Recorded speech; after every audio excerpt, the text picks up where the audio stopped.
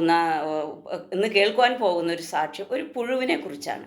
പക്ഷേ ആ പുഴുവിനെ ഇങ്ങനെ നമ്മുടെ ഗ്രൂപ്പിൽ കടന്നു വന്ന് സംസാരിക്കാൻ സാധിക്കില്ല. കാരണം പുഴുവിനെ ആരും ഇഷ്ടപ്പെടാത്ത ഒരു ഒരു ജീവി ഒരു ആണ് പുഴു. എവിടെ വെച്ച് നമ്മൾ കണ്ടു കഴിഞ്ഞാൽ ആ പുഴുവിനെ നമ്മൾ നശിപ്പിക്കുകയാണ്. ഇലയുടെ ചൂട്ടിലായാലും ഇല പറിച്ച് കളയും.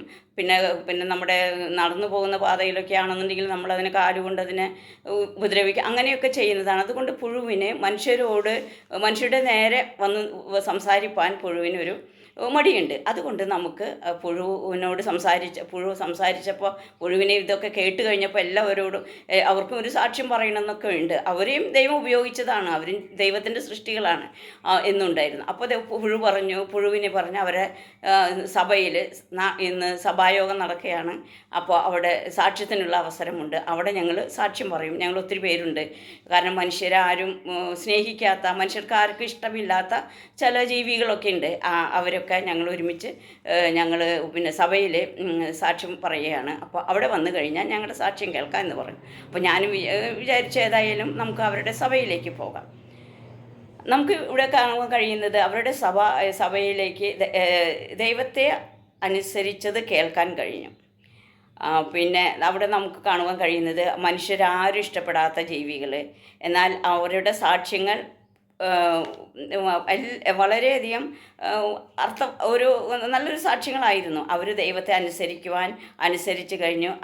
നമ്മളാരും ഇഷ്ടപ്പെടാത്ത ആണ് പുഴു, തവള, വെട്ടുകിളി, നായീച്ച, പാമ്പ്, ഇവയെല്ലാം ഈ ദൈവ സൃഷ്ടികളാണ്. ദൈവം അവരെ ഉപയോഗിച്ചത് ശത്രുക്കളിൽ നിന്ന് മനുഷ്യരെ രക്ഷിക്കാൻ വേണ്ടിയിട്ടാണ് ഈ ജീവികളെ ഉപയോഗിച്ചത്. പക്ഷെ അത് അവർക്കത് അത്രയ്ക്ക് ഉൾക്കൊള്ളാൻ കഴിഞ്ഞില്ല. അതാണ് ഇവിടെ ഈ പുഴു പറയുന്നത്. അതുകൊണ്ട് സാക്ഷ്യം കേൾക്കാനായിട്ട് നമുക്ക് സഭയിലേക്ക് പോകാം. കാട്ടിലുള്ള അവരുടെ ഒരു സഭയാണ്. അവിടുത്തെ സിംഹരാജാവാണ് അവിടുത്തെ പാസ്റ്റർ. ആ സഭയിലേക്ക് കടന്നു ചെന്ന് പാസ്റ്റർ നമുക്ക് അവിടുത്തെ ചുറ്റുവട്ടം ഒന്ന് അറിയാം. കാട്ടിലുള്ള സിംഹരാജനായിരുന്നു അവിടുത്തെ പാസ്റ്റർ. സഭയിലേക്ക് കടന്നു വന്ന് പാസ്റ്റർ പ്രാർത്ഥിച്ച ശേഷം യോഗം ആരംഭിച്ചു. ആദ്യം എത്തിയത് ആമച്ചനാണ്. പായ് വിരിച്ച്. പിന്നീട് എത്തിയത് മുയലമ്മ ഡ്രമ്മെടുത്ത് കൊട്ടുവാൻ തുടങ്ങി. പിന്നീട് അവിടെ എത്തിയ കുയിലമ്മ ഉറക്കെ പാട്ടുപാടി. പാട്ട് കേട്ട് മയിൽ നൃത്തം ചെയ്തു. മുൻസീറ്റിൽ തന്നെ കൊക്കും കുഞ്ഞുങ്ങളും ഇരുന്നിരുന്നു. പിന്നീട് കോഴി, താറാവ്, കണ്ടാമൃഗം, അണ്ണാൻ, ഒട്ടകം എല്ലാവരും ദൈവത്തെ പാടി സ്തുതിച്ചു. പാസ്റ്റർ എഴുന്നേറ്റ് പറയുവാൻ തുടങ്ങി സാക്ഷ്യം പറയാനുള്ള അവസരം. എല്ലാവർക്കും സാക്ഷ്യം പറയാമെന്ന് പറഞ്ഞു. ആദ്യം പ്രാവും കുടുംബവും എഴുന്നേറ്റു. പ്രാവിൻ്റെ സാക്ഷ്യം നാം കേട്ടതാണല്ലോ. പിന്നെ തവളമ്മ എഴുന്നേറ്റ് കണ്ണുനീരോടെ പറഞ്ഞു, കൊട്ടാരത്തിൽ അനേകരെ ഞാൻ കണ്ണുനീർ കുടിപ്പിച്ചു. എൻ്റെ ഭാഗത്ത് നിന്ന് എന്തെങ്കിലും തെറ്റ് മനുഷ്യരെ വേദനിപ്പിച്ചിട്ടുണ്ടെങ്കിൽ എന്നോട് ക്ഷമിക്കണം. അടുത്തിരുന്ന നായീച്ചയും വെട്ടുകിളിയും ഫറവോന് ഞാൻ അടിമയല്ല എന്ന പാട്ട് പാടി എണീറ്റ് സാക്ഷ്യം പറഞ്ഞു. ഞങ്ങളും മനുഷ്യരെ ഒത്തിരി കഷ്ടപ്പെടുത്തിയിട്ടുണ്ട്, ഞങ്ങളോട് ക്ഷമിക്കണം, ഞങ്ങൾക്ക് വേണ്ടി പ്രാർത്ഥിക്കണം. അടുത്തിരുന്ന പുഴുവും ഇത് കേട്ടപ്പോൾ, പ്രിയമുള്ളവരെ, ഞാനും ഒരു തെറ്റ് ചെയ്തു. ഒരു ഭക്തൻ മരത്തണലിൽ ഇരുന്നപ്പോൾ ഞാൻ അതിനെ ഉണക്കിക്കളഞ്ഞു. എന്നോട് ക്ഷമിക്കണം, എനിക്ക് വേണ്ടി പ്രാർത്ഥിക്കണം. ഇത് കേട്ട് സഹിക്കാനാവാതെ കോഴിയമ്മ നെഞ്ചുപൊട്ടി കരഞ്ഞു. എന്നോടും എൻ്റെ കൂകിലിൽ അരുമനാഥനെ തള്ളിപ്പറയേണ്ടതിന് ഞാനൊരു അടയാളമാകേണ്ടി വന്നു. എന്നോട് ക്ഷമിക്കണം, എനിക്ക് വേണ്ടി പ്രാർത്ഥിക്കണം. പിന്നീട് മത്സ്യം, കാക്കച്ചി, കഴുത ഇവരുടെ സാക്ഷ്യമെല്ലാം നാം കേട്ടതാണല്ലോ. ഞങ്ങൾക്കും വേണ്ടി പ്രാർത്ഥിക്കണം. ഇനി ആരെങ്കിലും സാക്ഷ്യം പറയുവാനുണ്ടോ എന്ന് പാസ്റ്റർ ചോദിച്ചു. അങ്ങനെ സാക്ഷ്യം അവസാനിച്ച് സ്തോത്രകാഴ്ച കഴിഞ്ഞ് വചനധ്യാനത്തിനായി പാസ്റ്റർ എഴുന്നേറ്റു വചനം പറയുവാൻ തുടങ്ങി. അതോടുകൂടെ കൂട്ടത്തിൽ തൻ്റെ സാക്ഷ്യവും പറഞ്ഞു. പ്രിയരെ, 3 നേരം പ്രാർത്ഥിക്കുന്ന ഒരു ഭക്തൻ ഞങ്ങളുടെ കൂട്ടത്തിൽ വന്നു. ഇരയാണെന്ന് കരുതി ആ മനുഷ്യനെ തിന്നാൻ നോക്കി. പക്ഷെ ദൈവം ഞങ്ങളെ അനുവദിച്ചില്ല. പ്രിയമുള്ളവരെ, പ്രാർത്ഥിക്കുന്ന ഒരു മനുഷ്യരെയും നിങ്ങൾ ഉപദ്രവിക്കരുത്. നമ്മുടെ പ്രാവിൻ്റെയും കാക്കച്ചിയുടെയും കഴുതയുടെ സാക്ഷി നാം കേട്ടല്ലോ. അതുകൊണ്ട് നാം എപ്പോഴും മറ്റുള്ളവർക്കൊരു ആശ്വാസമായി തീരണം. അടുത്തത് നിങ്ങൾ കൊണ്ടുവന്ന പഴങ്ങൾ ഫലം ലേലം വിളിക്കുന്ന സമയം. സഭയിലെ സെക്രട്ടറി കൗശലക്കാരനായ പാമ്പ് മുന്നോട്ട് വന്നു. തത്തമ്മ കൊണ്ടുവന്ന പഴങ്ങൾ കണ്ടപ്പോൾ പാമ്പിൻ്റെ ഹൃദയം പൊട്ടി. എല്ലാറ്റിനും കാരണം പാമ്പായ ഞാനാണ്.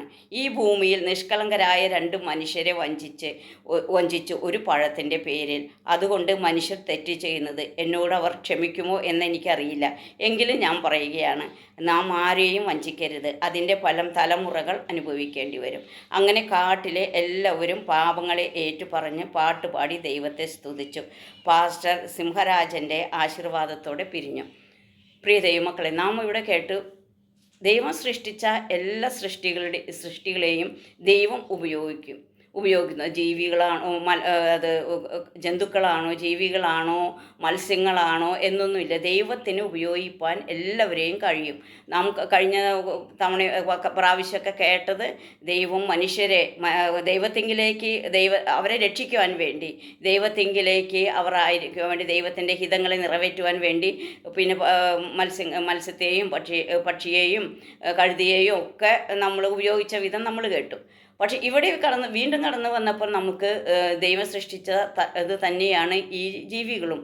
തവള, പുഴു, പിന്നെ അതുപോലെ തന്നെ പാമ്പ്, പിന്നെ എല്ലാതും. പക്ഷെ എന്നാൽ ആ മനുഷ്യരാരും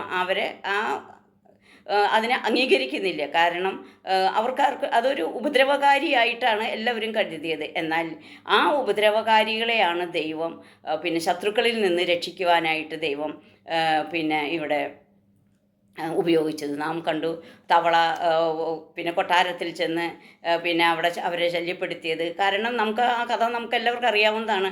ഇസ്രായേൽ മക്കളെ മിസ്രയീമിൽ നിന്ന് വിടുവിക്കാനായിട്ട് മോശ പോയപ്പോൾ ഫറവോൻ അവരെ വിട്ടില്ല. അതുകൊണ്ട് ദൈവം അവരുടെ മേലെ ഓരോ വിപത്തുകൾ അയച്ചതാണ്. തവള, പിന്നെ വെട്ടുകിളി, നായീച്ച, ഇവരെയൊക്കെ വിട്ട് ശത്രുക്കളെയൊക്കെ നശിപ്പിച്ച് ഇസ്രായേൽ മക്കളെ വിടുവാൻ വേണ്ടി ചെയ്ത പണികളാണ്. അപ്പോൾ അതൊക്കെ ദൈവം ഒരു നല്ല കാര്യത്തിന് വേണ്ടി ചെയ്തുവെങ്കിലും അത് ഇന്ന് മനുഷ്യരത് ഓർക്കുന്നുണ്ടോ എന്നറിയില്ല. അവരെ നമ്മൾ പാമ്പിനെ കാണുമ്പോഴും പുഴുവിനെ കാണുമ്പോഴും തവളയെ കാണുമ്പോഴൊക്കെ നമുക്കത് അത്രയ്ക്ക് ഇഷ്ടപ്പെടുന്നില്ല. ഇത് പണ്ട് ഞങ്ങളുടെ ആദ്യം മാതാപിതാക്കളെ ഇവരൊക്കെയാണ് രക്ഷിച്ചത് എന്നൊന്നും നമ്മളാരും ഓർക്കാറില്ല. എന്നാൽ ദൈവമക്കളെ, ദൈവം എല്ലാം ഓർക്കുന്നുണ്ട്. ദൈവം ഉപയോഗിക്കുന്ന എല്ലാ സൃഷ്ടികളെയും ദൈവം സ്നേഹിക്കുന്നു. അതാണ് പറഞ്ഞത്, തൻ്റെ ഏകജാതനായ പുത്രനെ തരുവാൻ തക്കവണ്ണം ദൈവം ലോകത്തെ സ്നേഹിച്ചെന്നാണ് പറഞ്ഞത്. അപ്പോൾ ലോകത്തിലുള്ളതിനെയും എല്ലാം സ്നേഹിച്ചു. അല്ലാതെ ക്രിസ്ത്യാനികൾ മാത്രം അല്ലെങ്കിൽ പെന്തക്കോസ്തുകാരെ മാത്രം എന്നല്ല, ദൈവം ലോകത്തെയാണ് സ്നേഹിച്ചത്. അപ്പോൾ അതുപോലെ നമ്മുടെ ഇവിടെ സിംഹരാജൻ പറഞ്ഞതുപോലെ നാം എല്ലാവർക്കും ഒരു അനുഗ്രഹമായി തീരണം. നാം എല്ലാവരെയും സമാധാനിപ്പിക്കുന്നവരായിരിക്കണം. നാം എല്ലാവരെയും ആശ്വസിപ്പിക്കുന്നവരായിരിക്കണം. ഇവർക്കൊന്നും മനുഷ്യരുടെ മുന്നിൽ കടന്നു വരാൻ കഴിയാത്ത അവസ്ഥയിലാണെങ്കിലും അവരെയും ദൈവം ഉപയോഗിച്ചു. അവരും ദൈവമക്കൾക്ക് വേണ്ടി ഒത്തിരി പ്രവർത്തിച്ചു. ഈ എല്ലാ ജീവജന്തുക്കളും, ദൈവം സൃഷ്ടിച്ച എല്ലാ ജീവജന്തുക്കളും ദൈവത്തിന് വേണ്ടി ദൈവത്തിൻ്റെ ആജ്ഞ അനുസരിച്ച് ഒട്ടും തിരിച്ചു പറയാതെ, ഞങ്ങൾക്കത് സാധ്യമല്ല, പിന്നെ ഞങ്ങൾക്ക് മനുഷ്യരൊക്കെ ഞങ്ങളോട് ഇങ്ങനെ വളരെയധികം ബുദ്ധിമുട്ടാണ് ചെയ്യുന്നത് എന്നൊക്കെ പറയും. പക്ഷേ അതൊന്നും ആലോചിക്കാതെ ദൈവം വിളിച്ചപ്പോൾ, ദൈവം പറഞ്ഞപ്പോൾ അവരതനുസരിച്ച് അവരത് ചെയ്തു. പ്രിയ ദൈവമക്കളെ, നമ്മളും ഇതുപോലെ തന്നെ ദൈവം എപ്പോൾ നമ്മളെ ഞാൻ പല തവണ കഴിഞ്ഞ പ്രാവശ്യമൊക്കെ പറഞ്ഞത് ഇത് തന്നെയാണ്. നാം ദൈവത്തിൻ്റെ വിളിക്കായിട്ട് ഒരുങ്ങിയിരിക്കണം. നമ്മൾ പ്രാർത്ഥിക്കണം, വചനം വായിക്കണം. എപ്പോഴാണ് ദൈവം നമ്മളെ വിളിക്കുന്നത് എന്ന് അറിയില്ല. നമ്മളെ പറഞ്ഞ ഒരു 10 ദിവസം മുന്നേ നമ്മളോട് അറിയിച്ചിട്ടൊന്നുമല്ല ദൈവത്തിൻ്റെ പ്രവൃത്തികളെ നോക്കുന്നത്. അപ്പം അതുപോലെ നാം എപ്പോഴും ദൈവസന്നിധിയിൽ ഒരുങ്ങിയിരിക്കുക, പ്രാർത്ഥിക്കുക, പഠിക്കുക, പിന്നെ വചനം വായിക്കുക, സൺഡേ സ്കൂളിൽ പോവുക, എല്ലാം ദൈവത്തിന് വേണ്ടി നമുക്ക് കാത്തിരിക്കാം. ദൈവത്തിൻ്റെ ആ ശബ്ദം കേൾക്കുവാൻ വേണ്ടി പിന്നെ ഈ വളരെയധികം ശബ്ദ കോലാഹലങ്ങളൊക്കെ നിറഞ്ഞ ഈ ലോകമാണ്. എവിടെ നോക്കിയാലും ശബ്ദവും അതൊക്കെയാണ്. പക്ഷേ എന്നാൽ അതിൽ നിന്നൊക്കെ ഒരു ഇമ്പസ്വരം കേൾപ്പാൻ, ഏലിയാവ് ഒരിക്കൽ ഗുഹയിൽ ഒളിച്ചിരുന്നപ്പോൾ കൊടുങ്കാറ്റ് വന്നുപോയി, എല്ലാം വന്നുപോയി. അവിടെ ഒന്നും ദൈവം ഉണ്ടായിരുന്നില്ല. എന്നാൽ ഒരു ഇമ്പസ്വരം കേൾപ്പാൻ ആർക്ക് കഴിഞ്ഞു? എലിയാവിന് കഴിഞ്ഞു. അതുപോലെ ദൈവത്തിൻ്റെ ഇമ്പസ്വരം കേൾപ്പാനായിട്ട് നമുക്ക് എല്ലാവർക്കും കാതോർക്കാം. Okay, thank you. God bless all.